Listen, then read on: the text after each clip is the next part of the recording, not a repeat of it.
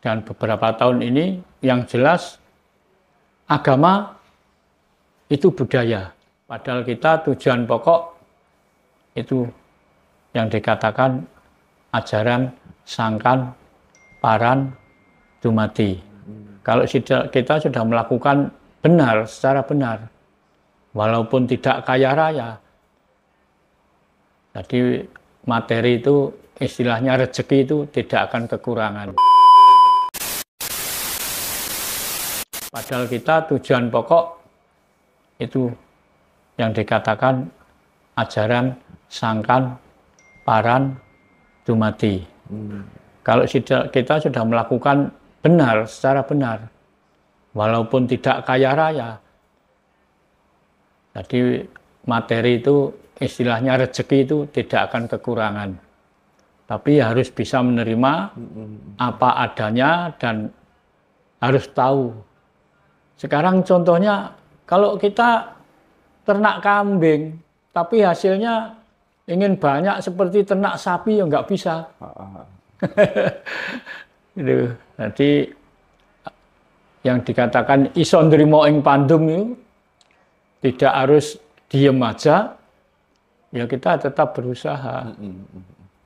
Tapi kan memang orang yang hidupnya sudah penuh penerimaan itu kan ya nggak bakal kekurangan loh. Nggak bakal kekurangan. Sudah percaya diri. Karena saya menjalankan ajaran ini, kita bisa hidup cukup tentram sekeluarga. Yang penting kita bisa menerima hidup cukup. Sudah dari cukup, lebih dikit dari cukup, sudah harus menerima. Kalau kaya, orang bisa miskin. Tapi kalau cukup, nggak bisa miskin. Karena bisa menerima lahir batin. Ketentraman bukan hanya di materi. Banyak orang yang hartanya banyak, rumahnya banyak di mana-mana, kaya lah. Tapi mau tidur aja kesulitan. Nah, ini dimakan terbalik ini. Iya. Nah, terus enten ingkang sanjang menawi kejawen menika bertolak belakang atau berbeda dengan ajaran-ajaran agama yang masuk di Indonesia gitu. Nah, miturut Bopo, sebenarnya itu perbedaannya itu karena orang itu memahami agama itu hanya pada level kulitnya saja, tidak mau masuk ke dalam, sehingga ketika kemudian mau masuk ke dalam, intisarinya sebenarnya sama, atau memang sebenarnya beda gitu, Bopo? Pripun? Iya, matur nuwun. Karena gini, rata-rata orang belajar agama itu dimulai sejak kecil. Karena sudah beberapa tahun ini lamanya, sekarang aja orang Jawa udah nggak tahu asalnya Jawa itu gimana, nggak tahu kok. Dan beberapa tahun ini yang jelas agama itu budaya. Kejawen, kawruh kejawen ini ya juga budaya. Cuma wong beda kampung aja sudah beda bahasanya, beda daerah sudah beda caranya. Apalagi kita beda negara. Nah, kebanyakan orang Jawa, khususnya orang Jawa dan umumnya orang Indonesia. Kalau kita mau maju, nggak mau kalah dengan bangsa lain, kita harus berpikir maju. Zamannya zaman maju, tapi kenapa bangsa kita malah mundur? Padahal kalau saya pribadi mengatakan, manusia di hadapan Tuhan itu sama. Yang artinya punya hak dan kewajiban yang sama. Manusia kuwi duwe hak lan kewajiban sing padha. Mosok nek nganggo cara agama wong iso pinter, tapi nganggo cara budaya Indonesia mosok nggak bisa pinter. Siapa yang larang? Nggak ada. Contohnya gini aja. Nek dipikir wong sak kabupaten utawa wong sak tanah Jawa. Sekarang sedaerah Kabupaten Tuban ini aja, karena kita berdomisili di Tuban. Banyak mana yang orang Jawa dan orang Arab? Kenapa yang berkembang kok malah budaya Arab? se-Jawa sekarang. Setanah Jawa ini orang Jawa dan orang Arab banyak mana? Kan banyak orang Indonesia.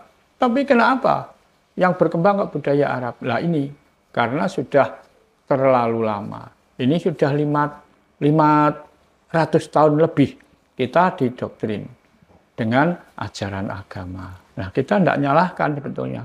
Berarti dulu orang-orang Jawa itu secara kebudayaan spiritualnya sebenarnya sudah bagus. Mirip dengan yang di Bali ya kira-kira? Seperti itu kan kurang lebihnya? Di Bali juga, ini kan banyak orang yang dari Jawa. Kalau nggak salah saya bisa cuplik dikit. Mulai tahun 1 Masehi sampai 1 Masehi. Tahun 1 Masehi orang Jawa itu sudah punya loh. Meringati tahun baru, ya sudah punya, sudah. Betulnya tahun Jawa ini sudah 3.000 tahun lebih.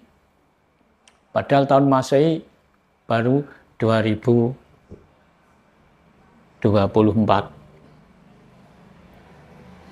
Nah, waktu zaman itu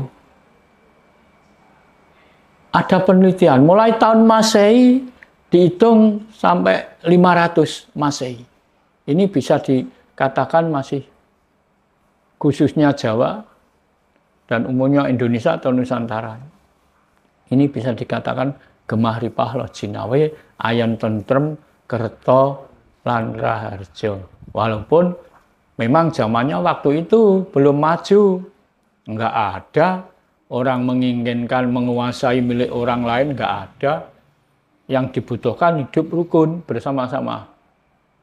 Nah, kalau diteliti per 500 tahun, padahal per 100 tahun saja situasi sudah berubah. Nek dihitung ono zaman Kali Yoga, ono zaman Kali Matoyo, ono zaman Kali Yoga. Nah, kehidupan 500 tahun, tahun 1 Masehi sampai tahun 500 itu bisa dikatakan kejayaan bangsa Jawa. Dulu dikatakan bangsa Jawa. Nah, setelah tahun 500 Masehi, ada pendatang orang asing datang masuk. Yang membawa budayanya dari negaranya. Kalau yang sekarang dikatakan kaum Dharma itu. Kaum Dharma itu membawa ajaran Buddha. Buddha, di dalam Buddha ada aliran yang namanya Tantrayana dan Mahayana. Di situ akhirnya berkembang menjadi Hindu. Tapi beliau di Jawa bisa akur, bisa adaptasi. Waktu itu walaupun sudah berbaur dengan kaum Dharma, itu orang Jawa nggak merasa diganggu, tidak merasa terganggu. Ada titik temu lah ya. Nah, yang dicari kesamaannya. Kesamaan. Jadi mulai tahun 500 Masehi ke atas itu bisa juga dikatakan kejayaan kaum Dharma. Karena apa? Beliau berhasil bisa adaptasi dengan orang Jawa. Iya. Tahun 500 sampai tahun 1000 Masehi bisa dikatakan kejayaan kaum Dharma. Nah, setelah tahun 1000 Masehi datang lagi kaum Nasrani. Tahun 1000 sampai 1500 Masehi itu di tengah-tengah perjalanan itu Indonesia sudah dikuasai Belanda. Nah, membawa ajaran Nasrani itu yang pada umumnya di Indonesia yang membawa Belanda. Makanya di kota-kota besar, contohnya di Jakarta itu sudah nggak murni ajaran Jawa. Jadi sudah berbaur. Sinkretis dengan agama. Nah, belum ada agama apapun, orang Jawa sudah ngerti dan sudah punya tata cara bertuhan. Nah, akhirnya merasa terusik orang Jawa. Karena dengan keadaan bangsa asing yang datang ke Indonesia, tentu saja pakai politik. Rata-rata orang Jawa itu yang dikedepankan kejujuran, ketemenan. Kalau iya, ya iya, kalau tidak, tidak. Ini dimanfaatkan oleh orang asing. Tapi zaman tahun 500, orang Jawa dan kaum Dharma nggak ada. Sama. Karena nggak ada gesekan. Karena beliau ingin bertempat di Indonesia, ingin ikut hidup di Jawa. Beliau nggak berani betul. Nggak ngerusak tatanan. Nggak ngerusak tatanan Jawa. Tapi walaupun potong pohon aja ikut tata cara Jawa. Tadi kalau mau potong pohon ya dibancai lah orang Jawa. Jangan potong dulu kalau sekitarnya belum ditanami. Kalau tanaman sudah tumbuh, sudah hidup, ini baru dipotong. Motong kayu tidak harus langsung potong. Diteres dulu. Biar kering di batang. Kalau sudah kering baru dipotong. Tapi sekitarnya sudah ada pertumbuhan. Gitu. Tapi sekarang ya, zaman semakin maju, alat semakin canggih, seenaknya. Nah, kembali di tahun 1000, itu kedatangan dari bangsa Belanda 1000 sampai 1500 itu bisa dikatakan kejayaan kaum kolonial VOC itu Belanda. Ya ceritanya gitulah zaman Belanda itu 1000 sampai 1500 lah. Akhirnya tahun 1500 sudah ada dagang yang datang di Indonesia lagi dari Arab, dari versi itu datang ke Jawa, Mejo dari Arab. Beliau membawa pengaruh ajaran Muslim Islam ini. Nah, jadi tahun 1500 ke atas ini Indonesia ibaratnya pasar udah rame ini. Saling mengaruhi, saling walah macam-macam sampai sekarang ini. Ini jadi tahun 1500 naik sampai 2000 ini bisa dikatakan kejayaan kaum muslim. Oke. Jadi proyek Islamisasi, proyek Arabisasi itu sebenarnya yang dikritisi orang-orang Jawa, memang benar-benar Jawa yang murni itu, ya. Karena dia merasa paling benar sendiri dan menganggap yang lain keliru gitu kira-kira. Ya, kan banyak memang. Itu. Yang sampai sekarang banyak yang gitu. Makanya saya kalau gini saya mulai mau bicara. Kalau kita nggak mau bicara, kita harus bicara yang sebenarnya. Nggak usah ngamping-ngamping, nggak usah nebeng-nebeng, nggak usah takut-takut. Wong kita hidup di negara sendiri. Makanya, tapi saya nggak nyalahkan orang Arab ini. Yang salah ya kita sendiri. Kenapa bodoh? Zaman Londo kan nggak ada orang Indonesia sekolah dhuwur nggak oleh, mau ndak pinter. Nah, ternyata sekarang inilah jadinya. Nah, di waktu sekarang ini sudah kejayaan bangsa Arab. Titik kejayaan bangsa Arab sampai tahun 2000. 1500 sampai 2000. Ini kejayaan mutlak bangsa Arab. Padahal di waktu zaman Sunan itu tahun berapa itu?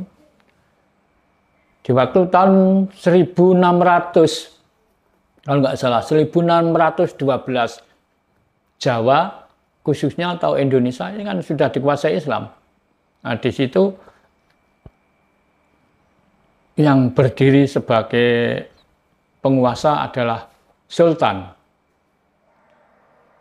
Tahun 1612 Jawa sudah dikuasai Sultan Agung. Sultan Agung Anyokrokusumo itu sudah pemerintahan Islam itu. Nah, itu kerajaan-kerajaan di Jawa sudah.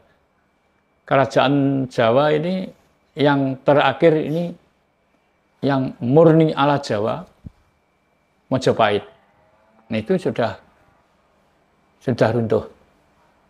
Ya, dengan alasan macam-macam dan tata cara yang bermacam-macam. Nah, kalau saya mengatakan Jawa, Indonesia, sampai sekarang ini kita masih dalam peperangan ini.